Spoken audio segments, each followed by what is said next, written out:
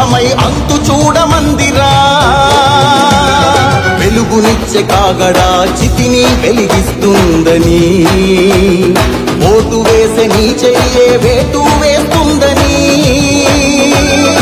ఆత్మగౌరవాన్ని ఇంకా అమ్మొద్దుర తమ్ముడా స్వర్ణాంధ్ర సాధ్యమని చూపర తెలుగోడా కదలిరా కదలిరా కదలిరా కదలిరా కదలిరా కదలిరా కదలిరా కదలిరా పిలుపు కాదు తెలుగుదేశ శంఖారావమురా కదలిరా కదలిరా రాతి యుగాన్ని వదిలి స్వర్ణ యుగం వైపు రారా కదలిరా కదలిరా పద వెనక్కి పద వెనక్కి పద ఎవరిది పద పద వెనక్కి పద పదండి దా సుధా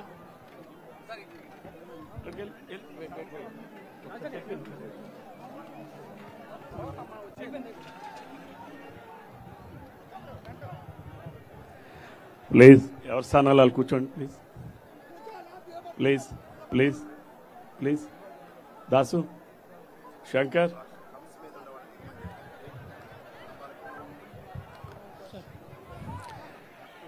బాబు ఇక్కడ చెట్ల మీద ఉన్న వాళ్ళు దిగాలి కాస్త ఆ కరెంటు స్తంభాల మీద ఉన్న వాళ్ళు దయచేసి అర్థం చేసుకోండి ప్లీజ్ ఇది మన కార్యక్రమం మనం చాలా విజయవంతంగా నడపాలి దయచేసి మీరు అందరూ సహకరించాలి మీరు చూడు ఖాళీ చేయించి కూర్చోమని చెప్పు వీళ్ళకి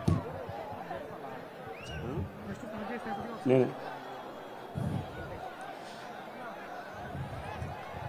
తెలుగుదేశం పార్టీ జాతీయ అధ్యక్షులు మాజీ ముఖ్యమంత్రి వర్యులు శ్రీ నారా చంద్రబాబు నాయుడు గారికి తెలుగుదేశం పార్టీ తరపున శ్రీకాకుళం జిల్లా తరపున ఇది మా ఆర్థిక స్వాగత సుమాంజలి అని చెప్పి ఈ సందర్భంగా తెలియజేస్తా ఉన్నాను. మరి ఈనాడు మనం అందరం చూశాం స్వర్గీయ నందమూరి తారక రామారావు గారు రా కదలిరా అని ఆనాడు పిలుపునిస్తే 35 సంవత్సరాల పాటు అప్రతహాస్యంగా ఆంధ్రప్రదేశ్ రాష్ట్రాన్ని ఏలినటువంటి కాంగ్రెస్ పార్టీని కోకటి వేలుతో పెకలించినటువంటి తెలుగు జాతి మనది అని చెప్పి ఈ సందర్భంగా మీ అందరికీ తెలియజేస్తా ఉన్నాను.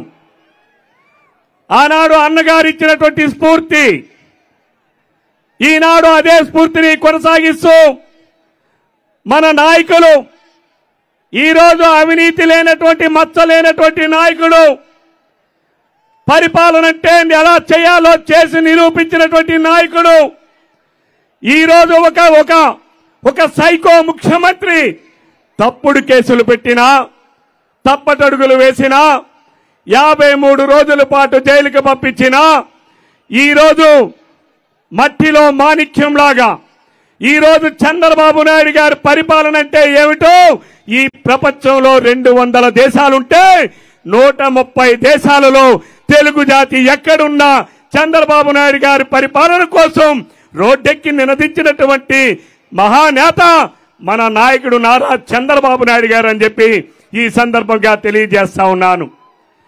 ఈరోజు ఒక్కసారి ఆలోచన చేయండి. ఒక అవినీతిపరుడు, ఒక అహంకారి, ఒక ఆర్థిక ఉగ్రవాది ఆనాడు ముఖ్యమంత్రిగా ఒక్క ఛాన్స్ అంటే అధికారంలోకి వచ్చినటువంటి ఈ ముఖ్యమంత్రి పాదయాత్రలో చెప్పాడు 632 హామీలు ఇచ్చాడు. నేను అడుగుతా ఉన్నాను ఈ శ్రీకాకుళం జిల్లా ప్రజానీకానికి ఆయన ఇచ్చినటువంటి హామీల్లో ఎవరైతే వంశధార నిర్వాసితులు ఉన్నారో మీ అందరికీ 2013 ప్యాకేజ్ ఇస్తానని చెప్పి అధికారంలోకి వచ్చినటువంటి ఈ ఆర్థిక ఉగ్రవాది ఈ జిల్లాలో ఆ హామీని నెరవేర్చాడా అని చెప్పి నేను అడుగుతున్నాను. నెరవేర్చాడా?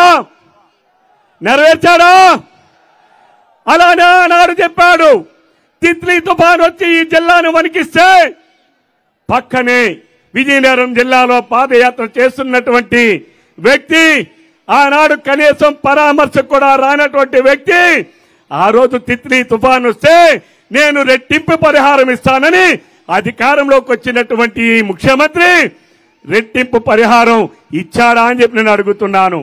ఏం తమ్ముళ్ళు ఇచ్చాడా? ఈ జిల్లాలో వంశధార ప్రాజెక్టుని పూర్తి చేశారా? ఈ జిల్లాలో ఆఫ్షోర్ రిజర్వాయర్ని పూర్తి చేశారా? నదుల అనుసంధానంలో భాగంగా వంశధార నాగావళి నదుల అనుసంధానం ప్రాజెక్టుని పూర్తి చేశారా? ఆఖరికి శ్రీకాకుళం ఆమదాల వలస 10 కిలోమీటర్ల రోడ్డు కూడా ఎయ్యలేనటువంటి ఈ దద్దమ్మ మంత్రులు, మరి డమాబుస్సుల సీతారాం తెలుసునా? మన జిల్లా డమాబుస్సులోడు ఎవడో తెలుసునా?